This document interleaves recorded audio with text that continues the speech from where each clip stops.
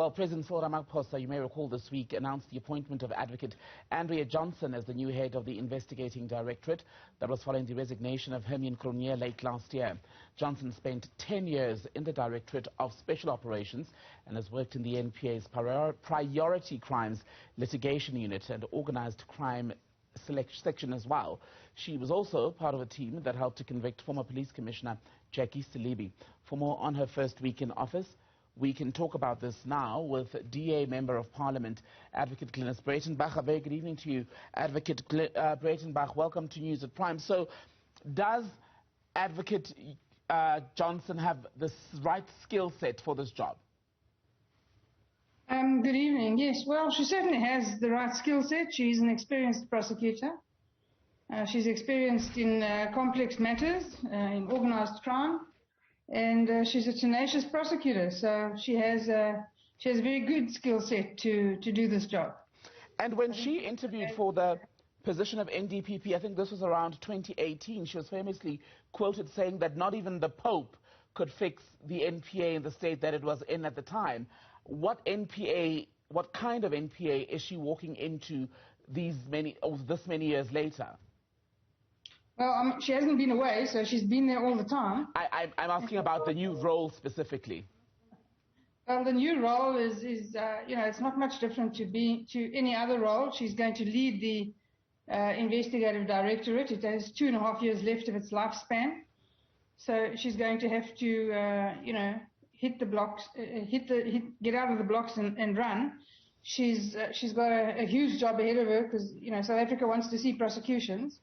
We keep hearing that the groundwork is being done and that these things take time, and you know, all the investigations are almost ready for court. Well, I think South Africa's had enough of that now, and so she's in the invidious position of taking over from somebody else. She's not going to have a lot of time to settle in, and she's going to have to produce serious prosecutions in a short space of time. But you know, she has the right kind of personality for that. She's a self-starter, and I think that she will do a good job. I heard her being interviewed on radio this morning. She was speaking to Bongani Bingwa, where she acknowledged that she is expecting to feel a certain amount of pressure, but she wants to get on with the job. And I wonder if this is not the time for us as South Africans to have a conversation about managing our expectations, because every time someone is appointed to the prosecuting authority at senior level, there is this build-up of hope, expectation that there'll be an immediate move to address some of the big cases that people have been watching. But as we've come to learn, it's easier said than done. It certainly is easier said than done, and expectations must be managed. I agree with you. On the other hand, not all of the cases are new. This information that has come out in the Zondo Commission has been there for some time, some of it for 4 and 5 years. There's absolutely no reason why some of those cases should not be court ready, and why some of those cases should be prosecuted in the very near future. Not all of them. Some cases take longer than others, but you know, you also don't have to throw the book at people. If you're going to charge somebody for serious crime like racketeering, you need 2 or 3 counts.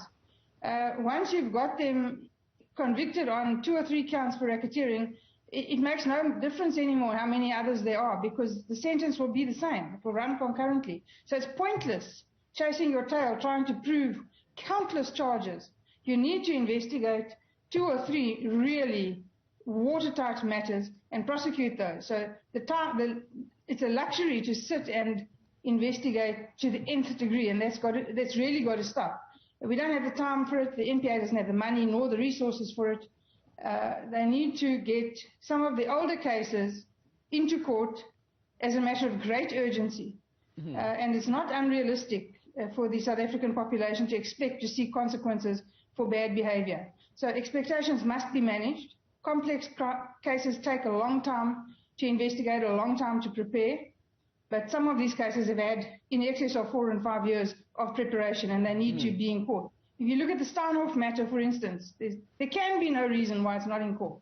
There can be no reason. So Expectations managed, yes, but it's not unreasonable to expect some results as well. So manage expectations, but also not a free ride for the prosecuting authority. We know that there was some announcement of more money directed to the National Prosecuting Authority from the budget presented by Minister Enoch Godongwana last month.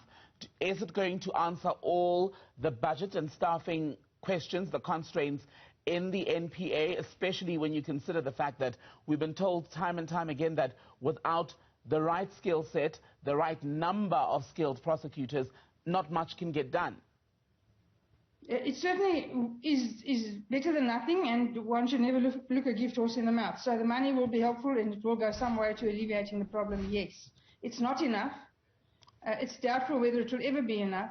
Prosecuting complex commercial crime, prosecuting racketeering, prosecuting organized crime is expensive. It costs a lot of money. It's not only about experienced, competent, confident prosecutors. It's also about the other skill sets that you need that are not in-house in the National Prosecuting Authority and are also not in-house in the South African Police Services. It has to be outsourced. So cyber forensic skills, forensic accounting skills, other skill sets that you need that are not in-house. And that gets charged out by the hour, and it's exorbitantly expensive.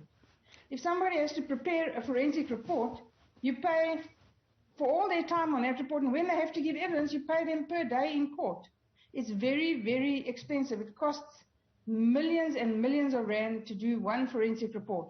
So the money will help, yes. Is it enough? Definitely not. You've answered my next question somewhat, and that is also taken from her radio interview, Advocate Johnson's radio interview this morning, where she was saying one of the things that needs to happen in order for her directorate to succeed is to have more collaboration with private entities, i.e. what you've just outlined now. But what should the parameters be? Well, you know, there's no harm in collaboration. It's been done before. And as long as it's done at arm's length, as long as it's done transparently, as long as there's no quid pro quo, no favors asked, no favors granted, no expectations of special treatment, and absolutely no control over the matter. The control of the matter must rest with the National Prosecuting Authority and with the prosecutor. And if those conditions are met, there's absolutely nothing wrong with collaborating with the private sector. And I know that there are many, many, many institutions in the private sector who are dying to be of assistance, who are dying to offer their skill sets on a pro bono basis to assist in putting this matter to bed.